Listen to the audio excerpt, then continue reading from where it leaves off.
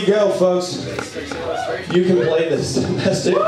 Playing the import games on domestic consoles. This panel is DSI powered. After the panel, or right now, I do have it uploading. So those of you who have started uploading, and I reset it, so you might need to reset it. If not, we'll get this all figured out because I've got 9 things that you guys can look at and listen to, and they'll help you with imports and stuff. But first, boo! Right. Let's see. We'll go on and we'll figure out that audio here in just a moment. So this is me. Hi, Justin. I've been importing since 1990, and I've been doing videos for That Guy with Glasses for about 2 years, and I've just started with Blistered Thumbs, and we're really excited about blisteredthumbs.net. Please go there. I made You Can Play This Mario Monologues, which a lot of people enjoy, and I'm going to be doing a Mario Monologue tomorrow. We're recording it and then airing it in a week or 2. Yankee J plays, everybody loves the Yankee J. And J-Dub reviews and J-Dub in the dark room. You get to see get the crap scared out of me. Today we're going to be talking about different retro import consoles. So how to play games on your domestic consoles, import games, because that's how pretty much everybody starts. We're going to go through the handhelds, Famicom, Super Famicom, the Genesis, Nintendo 64, the Sega Saturn, PlayStation 2, GameCube, and the current generation. So hopefully this will help you all import, because I get so many people saying, oh, I love your videos, but I can't do this. No, you can't. Don't you read the title? You can play this. So, I will not talk about chipping or burning of any disks or modification of motherboards. I won't talk about downloading ROMs or ISOs or the burning of such. I won't talk about firmware. Copy it in doors, bitches. Please keep your questions as they end the panel. We'll have a Q&A afterwards. After the Q&A, please come up. Unfortunately, a power cord. Yes, getting ready for MagFest with the power cord at home. Awesome. So, but hopefully we'll get this stuff done, so let's keep on going. Why do you don't play import games? It is region locked, it's horrible. So, but for regular hardware for the handhelds, any American or European can read games from any other region. Japanese can read American consoles can read Japanese. So those are completely cross-compatible. However, the DSIs, when you have the DSI and you download games on your DSI, it's only going to be the region of the system. So American consoles or American handhelds will only download American games. You do have to get the Japanese ones, unfortunately, but there are a lot of really groovy Japanese games that you can get for them, but it does happen. So let's go into the standards right now. Got the Famicom. Everybody knows the Famicom. That's one of my favorite systems. The best way to do this is, the problem with the Famicom cart is that it's going to have 72 pins. It's going to have extra pins, and the Nintendo ones actually have fewer. So what you need is you need to get a converter. This is going to be the fastest and easiest way to do it. This is how I first started importing. You get a little, it's called a honeybee. Well, that's the main one. There are other versions like this one. This one's NTED. It's a 72 to 60 pin converter. Very easy to use. But also, when Nintendo first came out with their systems, they were bringing out, they didn't have enough games. So what they did was they made a converter, put in some Japanese games, and placed them into one of the big bread-like discs. So what you can do is you can find a cart, and any one of these may have them if they're early enough. Now, how can you check if they're early enough? And you can see the size. The frack? Okay, well, our pictures are screwed now. So, but they are about the same size. Once you place in a converter, they are about the same size, like this. So, disadvantage is that the bigger carts, like this size, will not fit into an NES system, a regular toaster one, with the converter. It will on a top loader, but it won't with the regular ones.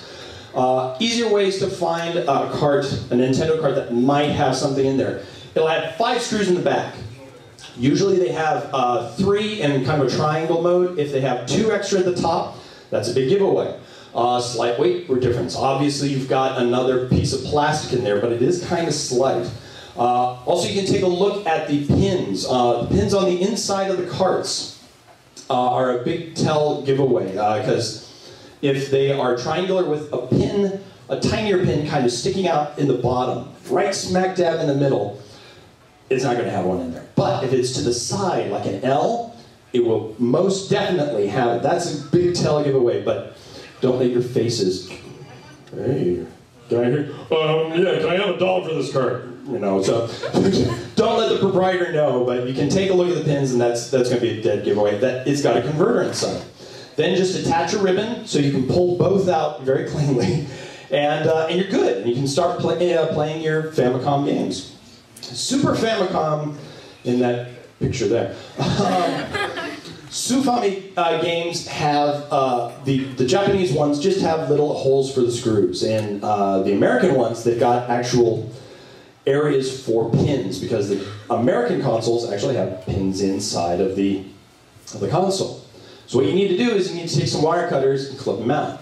I've gone on to many, many websites, and they've said, gosh, that sounds so difficult, you know, I hear it takes 2 hours. No, just get some wire clippers, clip them, wiggle them out, takes maybe less than a minute, and you can play, and you can still play your regular games. You can still play your regular American games, and you can play Japanese ones as well, because the Japanese ones will now fit inside. But proceed at your own risk, I'm not your mommy. If you get cut, don't say, JewWario told me to do this. And here's a picture of it. Wow, don't you see the carton? Yeah, they're all out. Wow. It's beautiful, yeah. Hey, Genesis, look at those 2 cards. Those are great. Mega Drive and Genesis are a little different also, because the American ones actually kind of look odd. They have a little L cut in them, while Mega Drive ones are rounded on the sides, which means that, once again, they won't fit in an American console. So what do? There are several options. You need Mega Key. It's basically a honeybee. That's pretty much it. And it's fairly big. It's a lot bigger than normal. It's the least difficult method, and probably won't screw up your computer. It probably won't. You can get a Genesis 3. Genesis 3s have the wider angle openings, and everything fits inside of those. That's going to be the safest method, because you're not bypassing any pins. That's why I say that's the safest method. Mega Key in. Oh, look, yeah, there's the Genesis 3. Or you can cut your slot open. Wow, that sounded wrong. Okay. Mr. Rogers of Tick, folks. Thank you very much. So you can cut the slot. Once again, like I said, they were angled to be L's, but that's a very thin piece of plastic. If you take, once again, a clippers, or you can take a file and file it down, but that's very difficult. Or you can melt them with a soldering iron. I always take a razor blade, plop it into your hot iron, and just take it out, and just fit really quick. Proceed at your own risk, I'm not your dad. Don't burn yourself for crying out loud. And here's a picture before and after. It's great. And then N64. Lovely. Cut the pins in the console. Once again, on an N64, you'll notice on the American one, they have an opening on the sides. Japanese ones have it further in the middle. And so, once again, you need to take off that side plastic. Well, you can cut it out, but it'll make the cart look horrible, and you gotta do that for all your carts. Just, once again, go inside, open up the N64, and cut it out. Just be careful, for crying out loud, for the love of Miyamoto's blessed pixels. Shown here. Sega Saturns are gonna be very, very, very easy. They've got them actually at the one import place just down the aisle. And they're little carts. And several games for the Sega Saturn actually have to take higher megabytes inside the carts. Well, some group has put in an action replay inside of these carts as well. Pop it in, not only do you get 1 to 4 megs, but you also get, it turns it region free. And that's fantastic. So it's very, very easy. shown here. Be putting it in. And, no, that's my thumb right there. Big thumb. And okay, PlayStation, going right along, right along. We're trying to get this knowledge to you so you can go out, get your own imports. PlayStation. This is going to be a little more complicated. You can use a disk swap system, and basically what this is it's a little box about yay big, and it comes with a spring. You open up the back of your PlayStation, you pop in the box, and then you open up the disc, and it's got that little pin that sticks way on the back, and that pushes onto a little button in the back, and that tells you that the door is closed. So you put the spring in there, and now it thinks that the door is closed, but it's not closed. So this box in the back, then when you turn on your game system with an American game in it, it'll read it and go, hey, that's an American game. Oh, you want me to stop spinning? Okay, I'll stop spinning. And it sits. And you say, oh. So you take out your American disc, put in your Japanese one, push the X button, it says, oh, you want me to, oh, okay, I'm playing the game now? Okay, all right, here we go. Spins it, and it thinks it's American, it thinks it's that American game. It'll load it with no problem, but it does not work for all games. JoJo no Kimi no Maboken, JoJo's Bizarre Adventure doesn't work with. There are several other games that do have a little bit of programming on them. Just doesn't work. But, save your own risk. No, you're serious. And for some disc swapping games, unfortunately it doesn't always stop the spinning. So with Monster Rancher, when it stops spinning, you gotta put it in an American game. This starts spinning and take it out. Oh, that's dangerous. But it works, and but it will screw up your system if you do it too much. So be careful with that. But it is a good way to do it. Hence the card here and the spring over there. Guess you can kind of see the lights. I don't know. Nintendo GameCube, very easy. You can, don't chip it. Don't chip it. You can't get it chipped. Don't chip it. Buy a freeloader. Freeloader is a tiny disc. Pop it in there, and it even says to the computer, okay, just stop spinning me. I'm fine. I'm an American game. Pop it out, put in your American game, you're fine. You don't even have, you can even open up the door, and it wants you to open up the door. It likes opening the door. So, doesn't work for all the games, though. There are a few games, once again, that just doesn't work with. And some games, I guess there's a Donkey Kong game, you just need an extra card. You need an extra memory card because it sees the American information and goes, yeah, not going to read that, not going to read that, not going to save it. So, but they are cheap online, and you don't even need to use the Wii. I mean, these are, you know, it's GameCube. You can find them really cheap. PS2s, the most difficult ones of all. There are several ways. You can get a disc swap, or you can use a hard drive. I'll attack the disc swap first. Basically what you do is you get a flip-top case. These are fairly easy to find, and they're fairly inexpensive too. And they're cool colors. You know, you can get a light blue, you can get a green, you know. You take out the screws, take off the top of your PS2. Take off a little tab that's kind of stuck on it. Put on your new flip-top. You don't want to get the little cart that opens, that forces the door open. Don't do that. That'll screw up the driver right there. So, get a flip top. So you open up the top, and you get a thing called swap disk. And it works. You know, you'll pop in swap disk, and on the screen they'll say, okay, put in your Japanese game. Stop spinning, you open up the flip top, because the machine will think if you open up that front door, oh, you're putting in a different game, I'll have to reread it. No, you don't want to reread it. You want to keep that machine thinking that it's got that same game right in there. So you take it out, pop in your Japanese game. You kind of have to angle it because there's a little lip on the back of the PS2 that it'll just scratch the hell out of it. So make sure it's angled down, pop that down, push the button, and the side of the area will actually, the side of the TV screen will actually go blue if you did it correctly.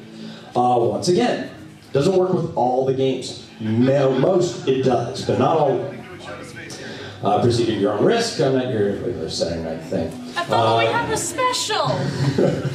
Hard drive.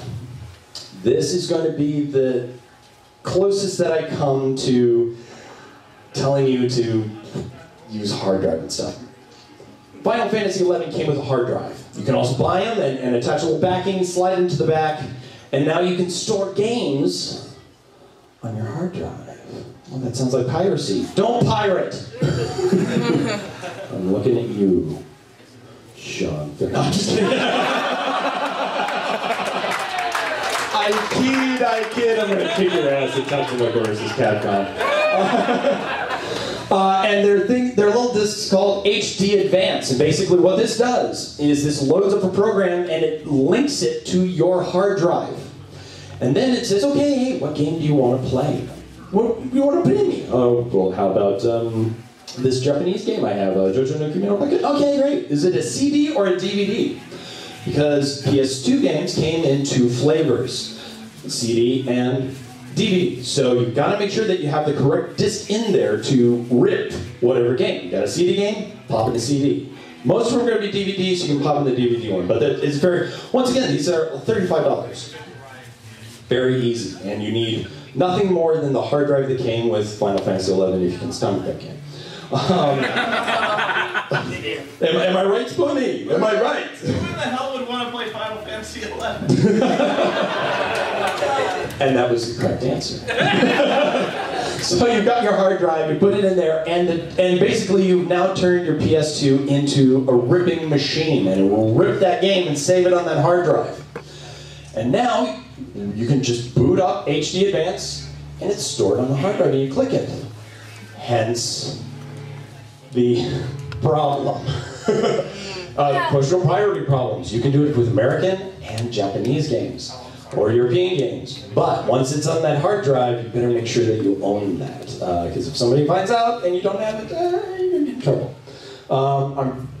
I haven't run into many problems. I haven't heard of many problems. I actually haven't heard any problems with them yet.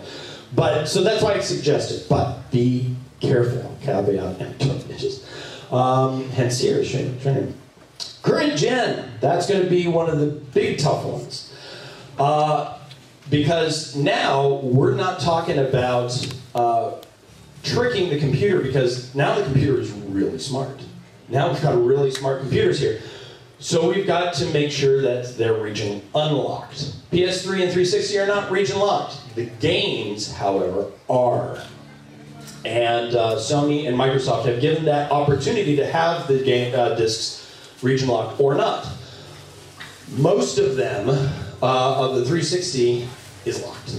There are some bullet hells, and there's a fighting game that's going to be coming out here fairly soon as well in Japan that aren't region unlocked. But otherwise, you're going to have to buy a Japanese 360, unfortunately. PS3, much more user-friendly. Much more user-friendly. There's very few games for the PS3 that are locked, that are not, you can play this, so you can play most of them. Nintendo Wii, they did have a freeloader, but those people at Nintendo, they got some firmware, and they don't like people playing around with their software, so they locked it. It doesn't work past 3.3, so sorry folks, you're screwed. Unfortunately. And having my Japanese PS3 also, or my Japanese Wii screwed up. Yeah, that's, I'm screwed too, so hey, I'm join the club. But that's pretty much it. Now,